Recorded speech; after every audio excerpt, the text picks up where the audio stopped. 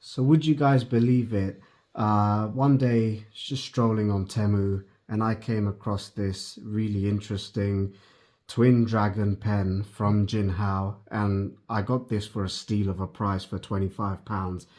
This thing is an absolute beast of a pen, and I talk about that in terms of its weight. It's ridiculously heavy. You wouldn't think that for something that writes so well and for something that feels as heavy, this would be £25. I have seen it go on for Amazon around about £40. One of the things that I like about it is its outrageous design. Just looking across the barrel and the cap, if you can see carefully, there is two dragons facing one another like they're about to dish it out.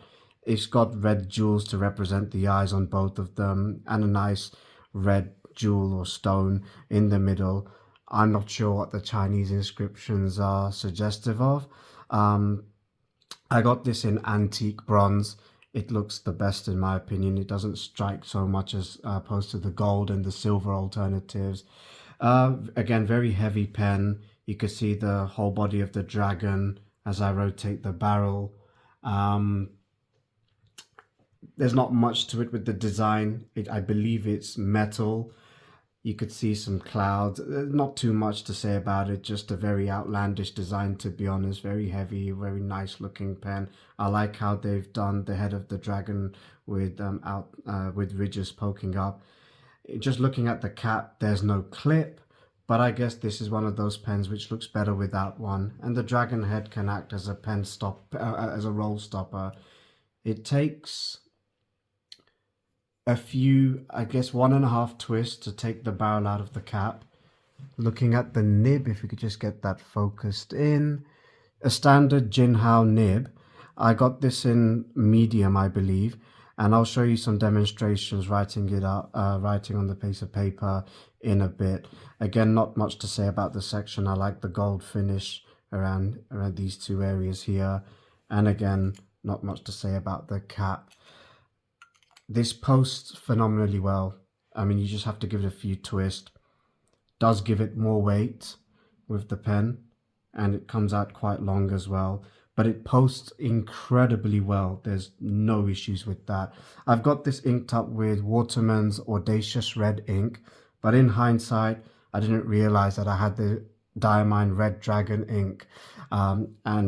In keeping with the style and the design of the pen, I wished I had this inked up in Red Dragon. However, there will be a video with a pen with this ink later on. So, this pen does come with a standard converter, and I have used it a fair bit, so do excuse me. But yeah, it's a very bog standard converter from Jinhao. So I'll just show some writing demonstrations with this pen. See and talk about how it writes. You can write it uncapped if you don't like the weight of it. It does make it a bit more top heavy, but I prefer it with the cap on. So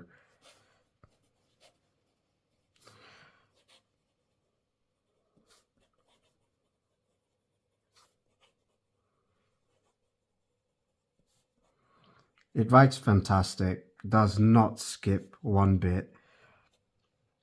And I have this coupled with the Waterman Audacious Red ink.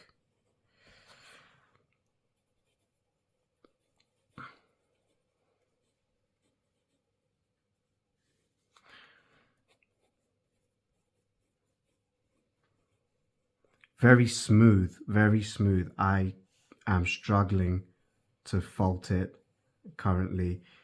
Yes, it's very heavy, and I guess that might be coming down to personal preference and taste. But I think it's quite an enjoyable experience, especially given the weight. You don't have pens like this on a daily basis, and it definitely is a wonderful conversation piece. I just love how the gold nib matches the antique bronze as well. Just a, oh dear me, a little bit of skipping here, a little bit of skipping. But I guess it's not the end of the world, and the main thing going for a pen like this is outrageous, outlandish design. It's so heavy, I wouldn't want to throw it at a wall because it will leave a crater. I can guarantee you that. So I'm going to see how wet the ink is. Ooh, not bad. Not bad at all. Okay, I like that. Good flow. Definitely good flow. So I'm writing uncapped now, a little bit of less weight. So for £25, I think it's justifiable purchasing this pen just because of its outrageous design.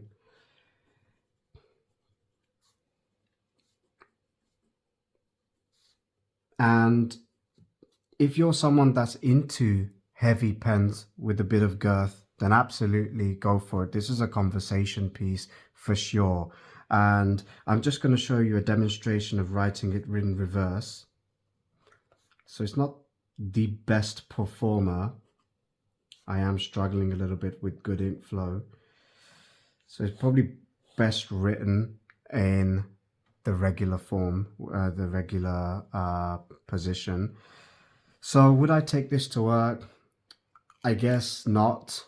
I don't think it's the most practical pen. I think this is a pen that's best used as a showcase piece, or if you're, you know, interested in writing with something unique and heavy. I personally just like staring at it. It has a very unique design, especially love how the fact that the design of it all, the dragon is not flush with the barrel or the cap. It's sticking out a little bit, and it really just looks like a stunning piece. And for something that's £25, I can't I would 100% advise you to buy just for the hell of it. Just for the hell of it. I mean, why not? How can you go wrong with something like this in your collection?